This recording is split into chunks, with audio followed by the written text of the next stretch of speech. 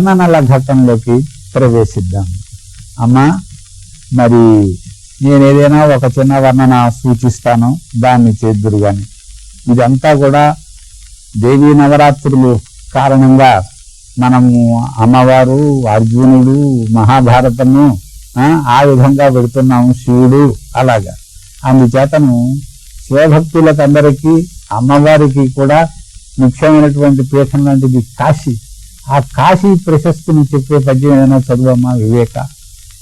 శ్రీ విశాలాక్షి శిశిరభాను కిరీటు మర్ధాంగ లక్ష్మి చేన గజ చేత లలిత చేతరుణ పల్లవ పాటలంగి చే జవరాలి చే లోక జనని చేత భూబోడి చే విశ్వభుజ చేత హ్రీంకార వనజ వాటి విహార వరట చేత శివదూతి చేత పశ్చిమ నాడి కావేది పరమయోగులుగాంచు ఫలము చేత చిత్రఘంటిక చేత చిత్రఘంటిక చే నీల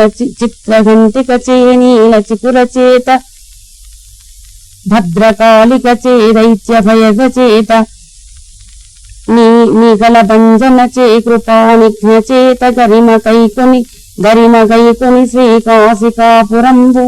అది ఈ విధంగా ఇన్ని రూపములతో అమ్మ అక్కడ నిలిచి ఉన్నందువల్ల కాశికాపురమునకు గరిమ వచ్చింది అన్నాడు.